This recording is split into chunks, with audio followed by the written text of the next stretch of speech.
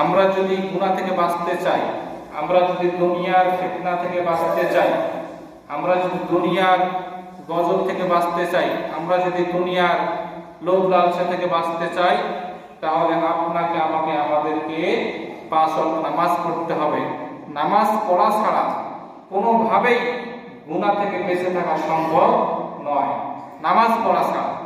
এখন আমরা গুনাহ থেকে বাঁচবো কিভাবে? গুনাহ থেকে বাঁচার জন্য আপনাকে কি পড়তে হবে? নামাজ পড়তে হবে। কিন্তু এই নামাজের আমল আমাদের মধ্যে চালু আছে কি?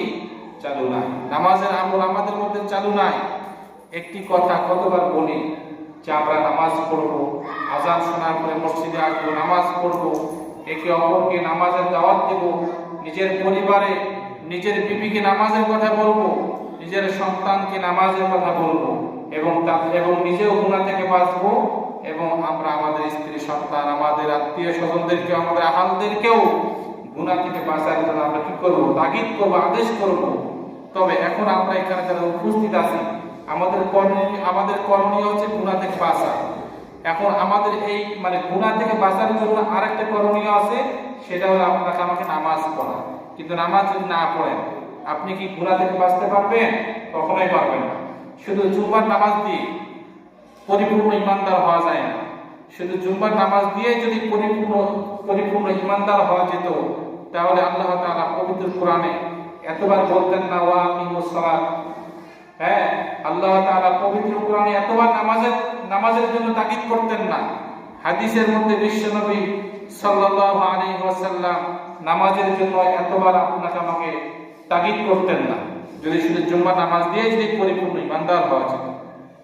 সুতরাং আপনাকে আমাকে আমাদের সকলকে গুনাহ থেকে বাঁচতেই হবে, আর গুনাহমুক্ত জিন্দেগি নিয়ে আমাদের সকলকে অন্ধকার কবরে পাড়ি দিতে হবে, অন্ধকার কবরে যেতে হবে। আমি তো গত জুম্মা বলেছিলাম একটি আয়াতের শেষ অংশ, ওয়ালা তামুতুন্না, মৃত্যুবরণ করিও না, ইল্লা ওয়া আনতুম মুসলিমুন। আমরা যতক্ষণ পর্যন্ত কি হতে না পারবো, খাঁটি মুমিন, খাঁটি মুত্তাকি, খাঁটি মুসলমান যতক্ষণ পর্যন্ত হতে পারবো না, ততক্ষণ পর্যন্ত কোথায় যাওয়া যাবে না? অন্ধকার কবরে যাওয়া যাবে না। এখন আমাদের জীবনটা গুনাহ দিয়ে ভরপুর।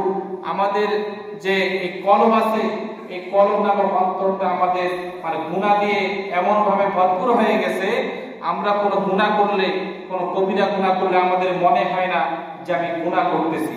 একটা মিথ্যা কথা বললে আমার মনেই হয় না যে আমি মিথ্যা বলতেছি, অথচ একটা মিথ্যা বলার কারণে আমাকে ৭,০০০ বছর জাহান্নামের আগুনের মধ্যে জ্বলতে হবে বলেছেন বিশ্বনবী সাল্লাল্লাহু আলাইহি ওয়াসাল্লাম। তাহলে বিশ্বনবীর কথা কখনো মিথ্যা হতে পারে না। তাহলে আপনি মিথ্যা বলে বলে আপনার অন্তরটাকে আপনি ময়লাযুক্ত করেছেন, আপনার অন্তরটাকে আপনি গুনাহযুক্ত করেছেন, অথচ আল্লাহ আপনাকে গুনাহমুক্ত জিন্দেগি লইয়া অন্ধকার কবরে যেতে বলেছেন।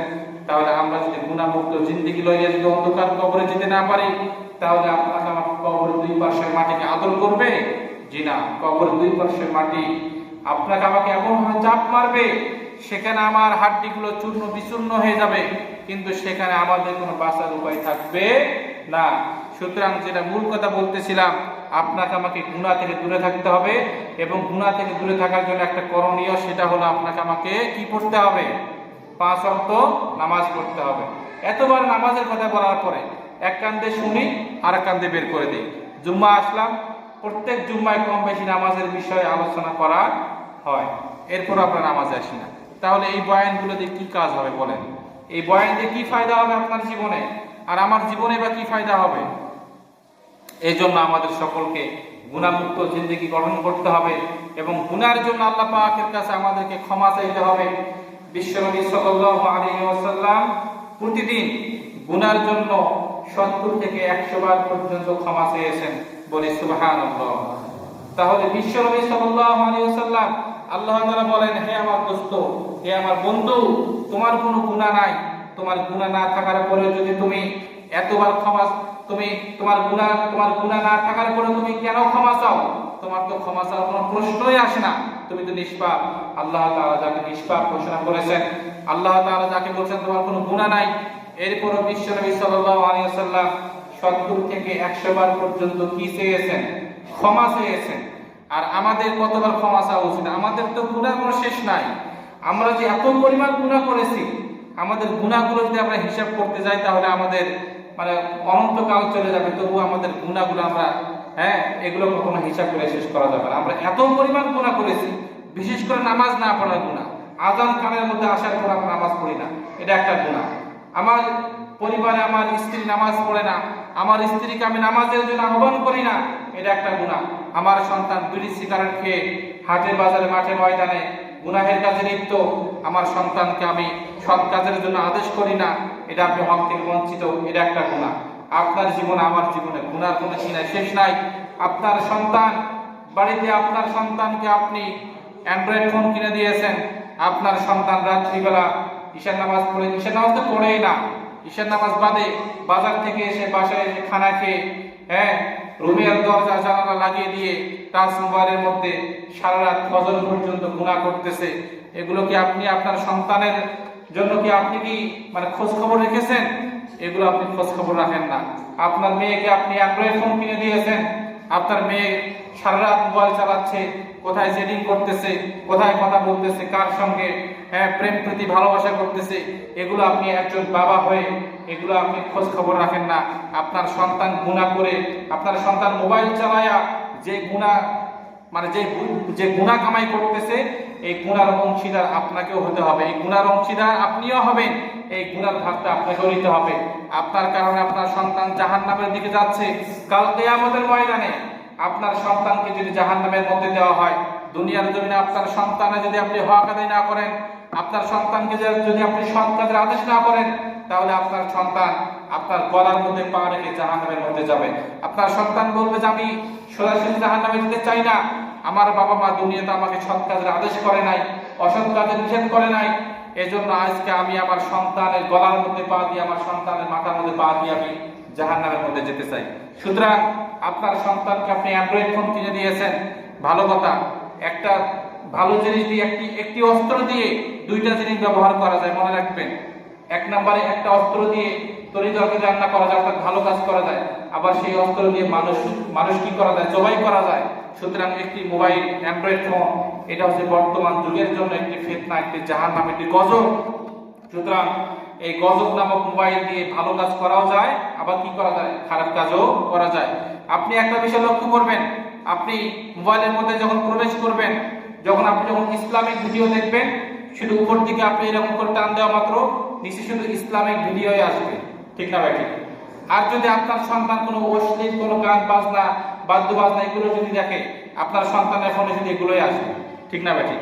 সুতরাং আপনার সন্তানকে আপনি ফোন কিনে দিয়েছেন, ভালো কথা, কিন্তু আপনার সন্তান যে গুনাহ করছে, রাত্রে রুমের দরজা জানালা লাগিয়ে দিয়েছে, পাপাচারের মধ্যে লিপ্ত, জিনার মধ্যে লিপ্ত, এগুলো আপনার সন্তান, আপনি সন্তানের বাবা হিসেবে আপনার এগুলো খোঁজ খবর নেওয়া একান্ত জরুরি।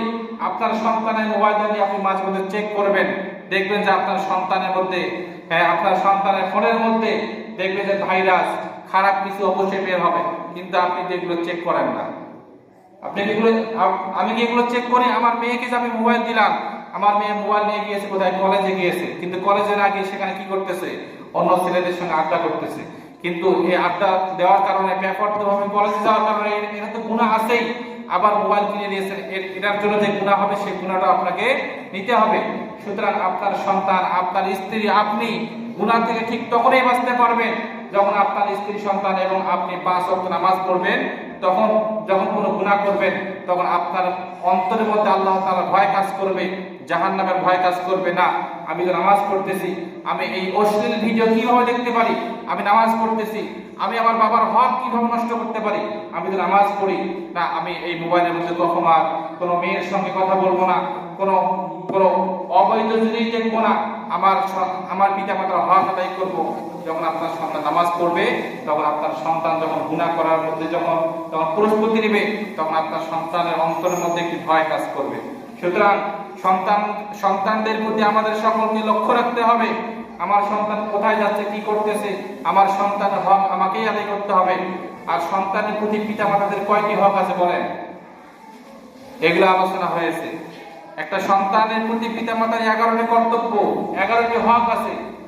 এই 11টি হক আমাকে আদায় করতে হবে আমার সন্তানের প্রতি। সুতরাং আমাকে গুনাহ থেকে দূরে থাকতে হলে আমাকে কি করতে হবে? 5 ওয়াক্ত নামাজ পড়তে হবে। এরপরে বলা হয়েছে মৃত্যুকে বেশি বেশি স্মরণ করা। মৃত্যুকে বেশি বেশি স্মরণ করলে গুনাহমুক্ত হওয়া যায়, গুনাহ থেকে দূরে থাকা যায়। মৃত্যুকে বেশি বেশি স্মরণ করলে আপনার অন্তরের মধ্যে কাজ করবে না, আমাকে তো মরতে হবে, আমি এই গুনাহটা কিভাবে করতেছি, আমাকে তো মরতে হবে, আমি এই ভাইয়ের জিনিসটা কিভাবে চুরি করতেছি, আমাকে তো মরতে হবে, আমি কিভাবে গুনাহের মধ্যে আছি, আমাকে তো মরতে হবে। সুতরাং আমি আর গুনাহ করতে চাই না, ইতিপূর্বে যা করেছি আল্লাহ আমাকে মাফ করে দাও। এই জন্য আমরা প্রত্যেকেই মৃত্যুকে বেশি বেশি করে স্মরণ করব। আল্লাহ পাক আমাদের সকলকে মৃত্যুকে বেশি বেশি স্মরণ করার তৌফিক দান করে আমরা সকলে পড়ি আমিন। এবং হজকারী ব্যক্তিদের জন্য আল্লাহ পাক রব্বুল আলামিন বিশেষ 5টি সম্মান পুরস্কার রেখেছেন। 1 নম্বর পুরস্কার হচ্ছে যারা হজ করবে, যখন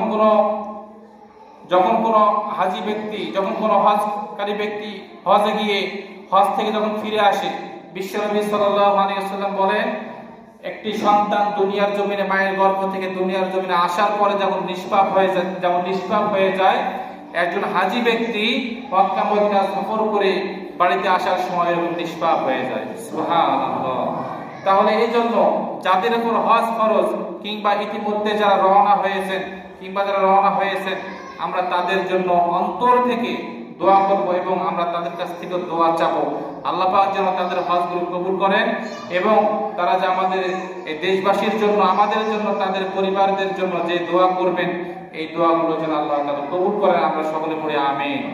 আজকে 1 নম্বর বিষয় পর্যন্ত আলোচনা থাকলো, বাকি বিষয়গুলো আগামী জুমায় হয়তো আলোচনা হবে ইনশাআল্লাহ। পরিশেষে আবার একটি মেসেজ দিতে চাই, সেটা হলো আমরা প্রত্যেকে যতটুকু নেক আমল করি তার থেকে কিন্তু আমরা গুনাহ করি বেশি, ঠিক না ভাই? আমরা যতটুকু নেক আমল করি তার থেকে গুনাহ করি বেশি। সুতরাং আমরা গুনাহ থেকে দূরে থাকবো এবং আমরা প্রত্যেকে 5 ওয়াক্ত নামাজ পড়বো। বাজারে গিয়েছেন, সেখানে আজান হয়েছে, আপনি সেখানে নামাজ পড়েন। আপনি আত্মীয় স্বজনের বাসায় গিয়েছেন, সেখানে আজান হয়েছে, সেখানে নামাজ পড়েন। এখন তো আর মসজিদের কোনো অভাব নাই, যেদিকে যাবেন সেদিকে মসজিদ, এদিকে যাবেন এদিকে মসজিদ, পাতারে যাবেন, পাতার থেকে আপনার নিকটে একটি মসজিদ আছে, 2টা মসজিদ আছে পাশাপাশি, এদিকে যাবেন এদিকে মসজিদ। সুতরাং অজুহাত দেওয়ার কোনো সুযোগ নাই। হয়তো বা আগের যুগে মসজিদ কম ছিল, কিন্তু এখন প্রতিটা গ্রামে, প্রতিটা রাস্তার মোড়ে মোড়ে মসজিদ হয়ে গেছে। যেখানে আজান হবে সেখানে নামাজ পড়বেন। বিশেষ করে আপনার সমাজের মধ্যে নামাজ পড়ার জন্য চেষ্টা করবেন, এটা আপনার জন্য একটা হক। আল্লাহ পাক আমাদের সকলকে 5 ওয়াক্ত নামাজ হিসেবে কবুল করুন। আমরা সকলে পড়ি আমিন। আমরা এখনো যারা সুন্নত নামাজ পড়ি নাই, সুন্নত নামাজ পড়ি।